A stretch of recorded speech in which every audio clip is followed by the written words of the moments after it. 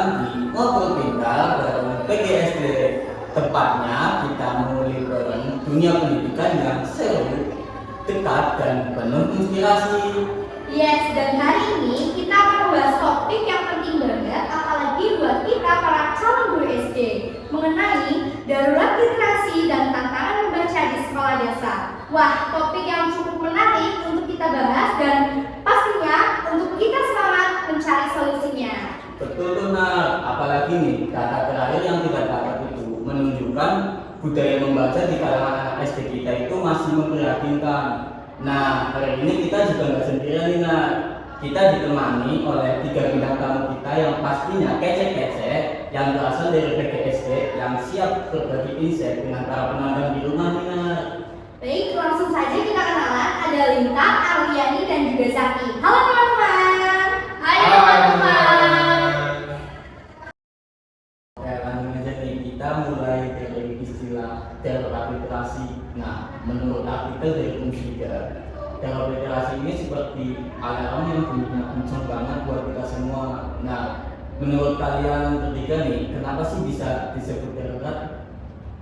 Jadi gini Man, darurat literasi itu terjadi karena kurangnya minat baca dari siswa Indonesia yang masih sangat rendah. Bahkan siswa hanya mengandalkan video dan gambar tanpa membiasakan diri untuk membaca teks. Akibatnya kemampuan pemahaman siswa jadi lebih berkurang. Nah, tambahan dari saya, karena saat ini kan banyak siswa yang masih familiar sama TikTok atau YouTube daripada membaca buku cerita. Nah, ini tuh jadi dampak buat kelanjutan belajar mereka. Nah, padahal membaca itu kan menjadi fondasi utama mereka ya di setiap pelajaran. Wah, iya sih. Kalau anak belum terbiasa untuk membaca, bagaimana bisa mengerti soal matematika dan IPA yang sangat banyak bacaannya? Nah, kita masuk ke cerita kasus yang lebih konkret nih. Dari artikel yang kita dapat nih dari Kompasiana yang membahas tentang tantangan membaca di kelas 1 STM 01 Panjang. Nah, saya juga sempat melatih hal tersebut. Ya Mas, jadi di SDM 01 Panjang khususnya orang kelas 1-nya masih banyak yang kesulitan membaca.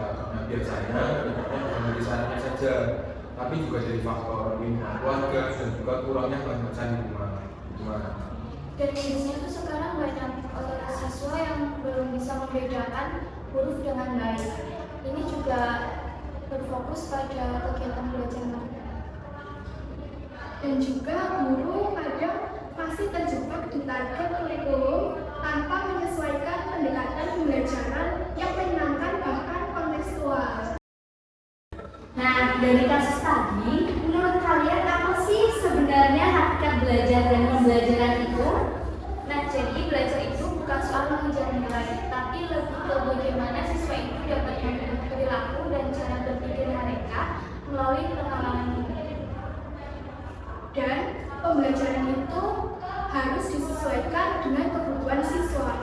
Guru tidak hanya sebagai penyampai materi saja, namun guru harus bisa berperan sebagai fasilitator. Sesuatu banget, jadi pembelajaran yang baik itu harus inklusif dan adaptif. Jadi siswa tidak bisa dipaksa belajar kalau memang dia belum siap secara emosional, psikologi dan juga sosial. Oke teman-teman nih, dari kasus-kasus yang sudah kita bahas tadi, kita pengen minta kalian solusi kreatif dong buat ngatasin masalah literasi ini. Mungkin bisa dari sudut pandang kita nih sebagai calon guru SD nantinya di masa depan.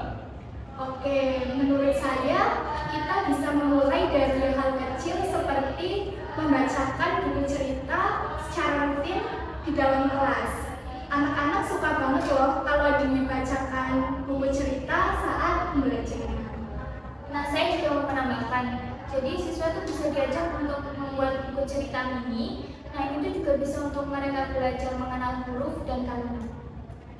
Nah, kalau dari saya ini kita bisa coba manfaatkan teknologi seperti smartphone, laptop, ataupun yang lainnya. Kita bisa mempergunakan aplikasi literasi interaktif agar bisa menarik minat baca siswa melalui permainan. Gitu. Wah, keren-keren banget idenya. Jadi sebenarnya solusinya itu banyak. Hanya saja kita sebagai calon guru itu mau kreatif dan peduli atau tidak ya. Setuju banget tuh Nak, apalagi nih literasi itu kan bukan cuma tugas untuk guru bahasa Indonesia, tapi tugas untuk semua guru dan orang tua juga harus ikut ambil bagian nih. Nah, itu tadi obrolan seru kita soal teori literasi dan tantangan membaca di sekolah dasar. Terima kasih banyak buat Aryani, Bintang, dan Syafi yang udah mau berbagi pandangan dan juga solusi kreatifnya. Semoga podcast ini bisa menjadi pematik semangat buat kita semua para calon guru SD untuk terus belajar dan jadi bagian dari perubahan di dunia pendidikan. Sampai jumpa di podcast selanjutnya. Jangan